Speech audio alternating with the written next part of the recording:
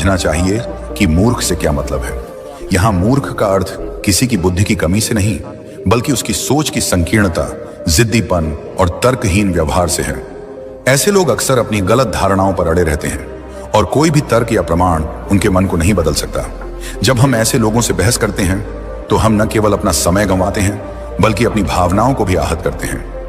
यह फिलॉसफी हमें सिखाती है कि जीवन में हर लड़ाई लड़ने की जरूरत नहीं होती। कुछ लड़ाइयां जीतने से ज्यादा महत्वपूर्ण है कि हम उन्हें छोड़ दें।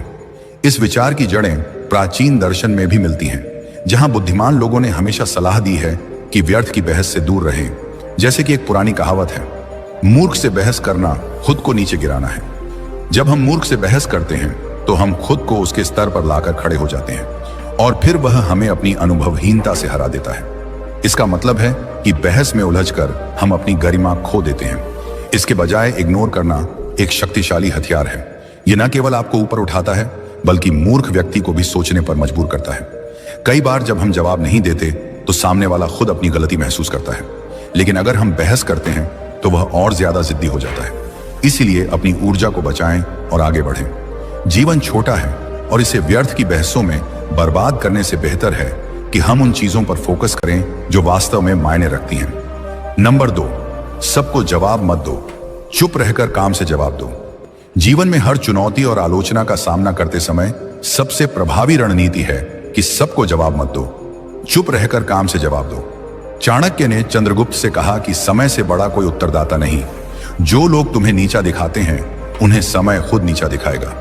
यह सिद्धांत हमें सिखाता है कि व्यर्थ की बहसों और उकसावों पर प्रतिक्रिया देने के बजाय अपनी ऊर्जा को कर्मों में लगाएं। हर बात का जवाब मत दो, क्योंकि चाणक्य नीति में लिखा है कि बुद्धिमान व्यक्ति व्यर्थ विवादों से दूर रहता है। चुप्पी सबसे बड़ा हथियार है और सफलता से जवाब देना सबसे मजबूत प्रतिक्रिया है। इस विचार को गहराई से देखें तो पता चलता है कि यह प्राचीन दर्शन से जुड़ा है। चाणक्य के अलावा स्टोइक फिलोसफर्स जैसे एपिक्टेटस भी कहते थे कि हम उन चीजों पर फोकस करें जो हमारे नियंत्रण में हैं। दूसरों की राय हमारे बस में नहीं, इसलिए इग्नोर करो और काम करो। आधुनिक मनोविज्ञान में भी यह इमोशनल इंटेलिजेंस का हिस्सा है। जब हम चुप रहते हैं तो हमारा ब्रेन बेहतर निर्णय लेता है। बहस में उलझकर हम आवेश में आ जाते हैं, लेकिन चुप्पी हमें स्पष्ट सोच देती है। चाणक्य के जमाने में जब दुश्मन उकसाते थे, वे शांत रहकर योजना बनाते थे। हम भी ऐसा करके अपनी जिंदगी में शांति ला सकते हैं। नंबर 3, ना कहना सीखो, अपनी सीमाएं तय करो। चाणक्य कहते थे कि व्यक्ति को अपनी सीमाएं तय करनी चाहिए, वरना लोग फायदा उठाएंगे। उनके जमाने में राजा को हर मांग माननी पड़ती थी, लेकिन चाणक्य ने सिखाया कि ना कहना बुद्धिमानी है। जीवन में सबसे बड़ी कला है अपनी जगह को समझना और उसे मजबूती से बचाना। अगर आप हर किसी की हर बात पर हाँ कहते चलते गए तो जल्दी ही लोग आपको कमजोर समझने लगेंगे। वे आपकी ऊर्जा, समय, पैसे और भावनाओं का इस्तेमाल अपनी सुविधा के लिए करने लगेंगे, बिना यह सोचे कि इससे आपको कितना नुकसान हो रहा है। चाणक्य की नीति में बार बार यह बात आती है कि जो हर चीज में हाँ करता है वह दब जाता है। वह खुद को इतना छोटा कर लेता है कि लोग उसे पैरों तले कुचलने लगते हैं। इसलिए ना कहना कोई अहंकार नहीं, बल्कि आत्मसम्मान की पहली सीढ़ी है। जब आप ना कहते हैं तो आप अपनी सीमाओं की रक्षा करते हैं। यह बताता है कि आपकी जिंदगी में कुछ नियम हैं, कुछ मूल्य हैं और कुछ चीजें ऐसी हैं जिन्हें आप कभी भी समझौता नहीं करेंगे। उदाहरण के लिए, अगर कोई दोस्त या रिश्तेदार बार बार आपसे पैसे मांगता है बिना लौटाने की सोचे, तो हर बार हाँ कहकर आप उसे आदत डाल देते हैं। वह सोचेगा कि आप हमेशा उपलब्ध रहेंगे, लेकिन एक बार साफ साफ ना कह दो तो वह समझ जाएगा कि अब सीमा पार नहीं हो सकती। इससे न सिर्फ आपकी इज्जत बढ़ेगी, बल्कि रिश्ता भी ज्यादा संतुलित हो जाएगा। लोग आपको तब सम्मान देते हैं जब वे जानते हैं कि आप आसानी से नहीं झुकते। चाणक्य के समय में राजनीति और राज्य संचालन में भी यही सिद्धांत लागू था। गुप्तचर, मंत्री या सहयोगी अक्सर राजा से अनुचित मांगे करते थे। नंबर 4, छोड़ना सीखो, बोझ छोड़ो। चाणक्य कहते थे कि भारी बोझ लेकर आगे नहीं बढ़ा जा सकता। उनके जमाने में पुराने दुश्मनों, पुरानी शिकायतों और पुरानी हारों को छोड़ना पड़ता था, क्योंकि अगर राजा या योद्धा अतीत के बोझ को ढोता रहता तो वर्तमान की लड़ाई हार जाता। चाणक्य की यह सीख आज भी उतनी ही सटीक है। जीवन में आगे बढ़ने के लिए कुछ चीजों को जानबूझकर छोड़ना जरूरी है। जीवन एक लंबी यात्रा है और इस यात्रा में अगर आप हर पुरानी चीज को साथ रखते चलेंगे तो कभी मंजिल तक नहीं पहुंच पाएंगे। वो 2 तरह का होता है, एक बाहरी जैसे पुराने रिश्ते जो अब सिर्फ दुख देते हैं, और दूसरा भीतरी जैसे पुरानी गलतियां अपराध बोध, नफरत, जलन या हार का दर्द। चाणक्य समझाते थे कि जो व्यक्ति अतीत को बार बार जीता रहता है वह वर्तमान को कभी पूरी तरह नहीं जी पाता। इसलिए छोड़ना कोई कमजोरी नहीं बल्कि बुद्धिमानी है। यह अपनी ऊर्जा को बचाने का सबसे तेज तरीका है। इसी तरह पुरानी गलतियां। बहुत से लोग एक गलती करने के बाद सालों तक खुद को कोसते रहते हैं। मैंने वो क्यों किया, अगर मैं वैसा न करता तो आज ऐसा होता। ये विचार बार बार दिमाग में आते हैं और आगे बढ़ने नहीं देते। चाणक्य कहते थे कि अतीत को सबक के रूप में रखो लेकिन उसका बोझ मत बनाओ। गलती हुई, सीख ली, अब उससे आगे बढ़ो। जो हुआ सो हुआ, अब वर्तमान में बेहतर करने पर फोकस करो। अपराध बोध, पछतावा, खुद से नफरत, ये सब बोझ हैं जो आपको पीछे खींचते हैं। इन्हें छोड़ दो, खुद को माफ कर दो, क्योंकि अगर आप खुद को माफ नहीं करेंगे तो दुनिया भी आपको आगे नहीं बढ़ने देगी। नंबर 5, हर बात पर सफाई मत दो, चुप्पी रखो। चाणक्य कहते थे मौन सर्वार्थ साधन, यानी चुप्पी ही सभी कामों को सिद्ध करने का सबसे बड़ा साधन है। उनके अनुसार हर बात का जवाब देना, हर आरोप पर सफाई देना, हर छोटी बड़ी बात पर बहस करना कमजोरी की निशानी है। जो व्यक्ति चुप रहना जानता है वही असली ताकत रखता है। जीवन में बहुत से लोग आपको उकसाते हैं। कोई व्यंग्य करता है, कोई आरोप लगाता है, कोई आपकी सफलता पर जलता है और छोटी छोटी बातों में आपको घसीटना चाहता है। अगर आप हर बार जवाब देते हैं, सफाई देते हैं, तो आप अपनी ऊर्जा बर्बाद करते हैं और खुद को छोटा दिखाते हैं। चाणक्य समझाते थे कि जवाब देना मतलब आपने उस बात को महत्व दे दिया। आपने मान लिया कि वह व्यक्ति आपके लिए इतना बड़ा है कि उसकी बात का जवाब देना जरूरी है। लेकिन चुप रहकर आप यह संदेश देते हैं, तुम मेरे लिए इतने महत्वपूर्ण नहीं हो कि मैं तुम्हारी बात पर समय खर्च करूं। चुप्पी रखने से कई फायदे होते हैं। पहला, आपकी बात की कीमत बढ़ जाती है। जब आप कम बोलते हैं तो जो बोलते हैं वो वजनदार लगता है। दूसरा, आप गुस्से या भावनाओं में बहकर गलत फैसला नहीं लेते। तीसरा, आप दूसरों की कमजोरियां खुद ब खुद देख लेते हैं क्योंकि वे ज्यादा बोलकर खुद को एक्सपोज कर देते हैं। चौथा, आपकी मानसिक शांति बनी रहती है।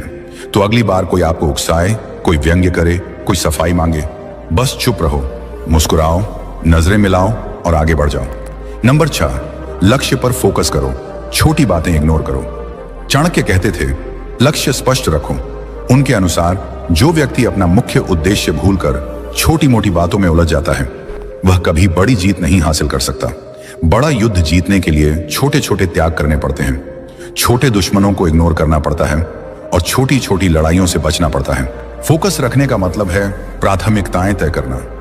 रोज सुबह उठकर पूछो, आज क्या काम मुझे मेरे लक्ष्य के करीब ले जाएगा, बाकी सब फालतू है। छोटे विवाद, छोटी खुशियां, छोटी हार, इन्हें छोड़ दो। चाणक्य की तरह सोचो।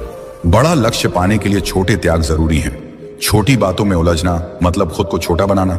लक्ष्य, बाकी सब धुंधला हो जाएगा। यही असली बुद्धिमानी है। नंबर 7, ज्यादा सीधे मत बनो, समझदारी रखो।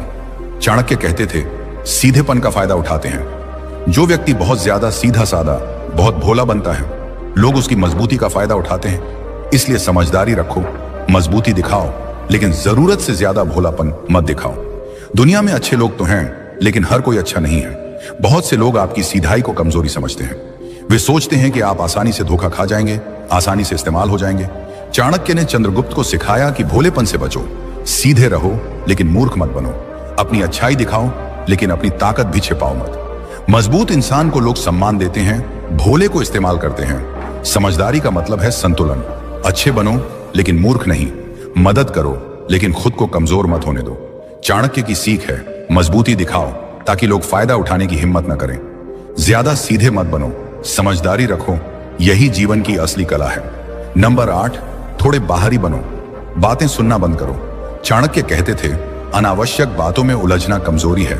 जो व्यक्ति हर किसी की हर बात सुनता है, हर अफवाह पर ध्यान देता है, हर छोटी बड़ी बात को दिल पर लेता है, वह कभी मजबूत नहीं बन सकता। इसलिए थोड़े बाहरी बनो, मतलब बाहर की बातों को अंदर मत आने दो।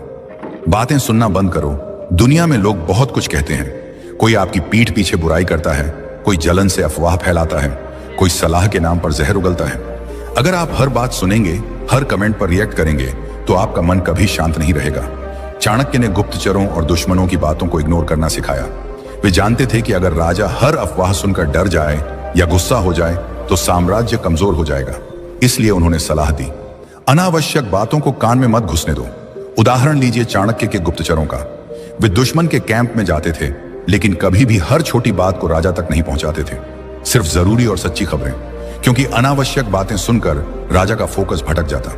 आज भी यही सही है। सोशल मीडिया पर लोग रोज कुछ ना कुछ कहते हैं। कोई आप पर कमेंट करता है, कोई स्टोरी में इशारा करता है।